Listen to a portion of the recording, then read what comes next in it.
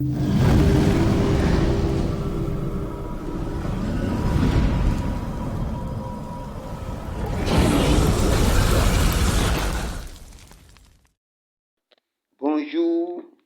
bonsoir, salut à tous. Nous allons voir 3 manières d'accéder au menu paramètres d'un téléphone. La première méthode, nous posons la main au niveau de l'angle droit de notre téléphone et nous faisons déplacer notre main légèrement. Et à partir de là, nous nous retrouvons avec un menu de notification. À ce moment-là, on fait monter et il y a la présence d'un engrenage selon le type de votre téléphone. Une fois que on appuie sur l'engrenage, nous sommes déjà dans le menu paramètres. Ça, c'est la première méthode. Et cela se passe sur l'écran d'accueil. Parce que sur le téléphone, ici, c'est l'écran d'accueil. Maintenant, lorsqu'on se déplace, on va encore sur les autres espaces où on pourrait trouver les autres applications. Donc, on va se tromper d'endroit. Donc, ça, c'est la première manière.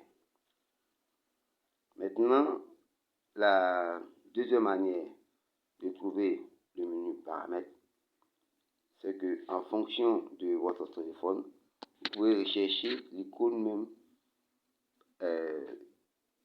en dessous où c'est écrit paramètres. Donc, comme le téléphone, il y a beaucoup d'icônes. Généralement, les éléments sont disposés par ordre alphabétique. Donc, ici, par exemple, B, il faut aller rapidement chercher P. Voilà, H, voilà. Après O, on a P, voilà.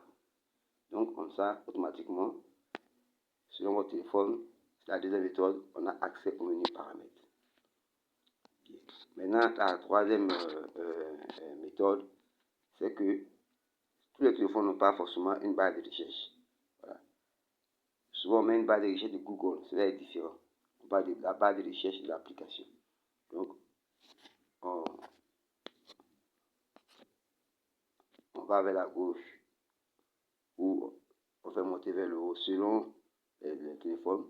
Et c'est bien écrit, rechercher dans les applications, ce qui est différent de la barre de recherche Google. Donc, on tape simplement paramètres. Il faut tout écrire parce qu'il peut y avoir des programmes dont le nom commence à l'identique. Donc, voici paramètres, on clique. Et on a accès au menu paramètres. Bien, merci bien à vous.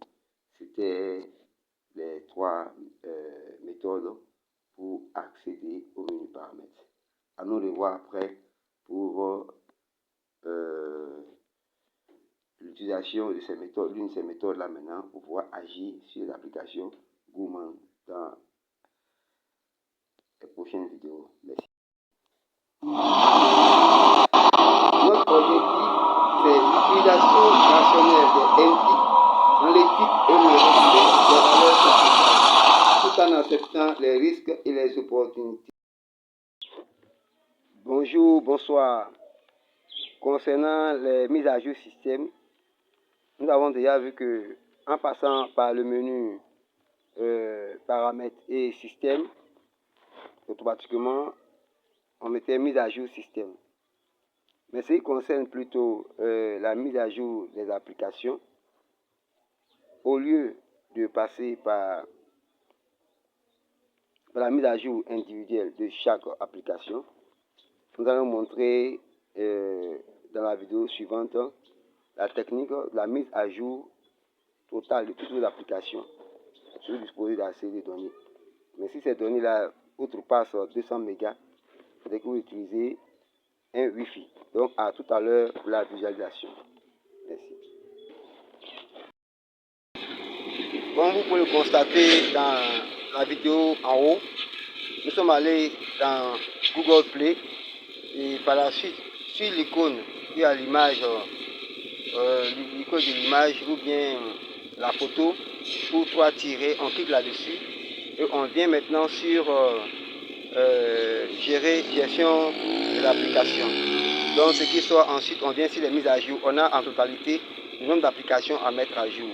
Et si nous avons 200 mégas, on peut mettre à jour via les données. Et mais si nous avons plus que ça, alors il faut utiliser un Wi-Fi. Donc cette vidéo-là explique cela de manière simple et pratique. Merci bien à vous. Maîtrisez la mise à jour des applications en totalité et individuellement. Au revoir et bye bye.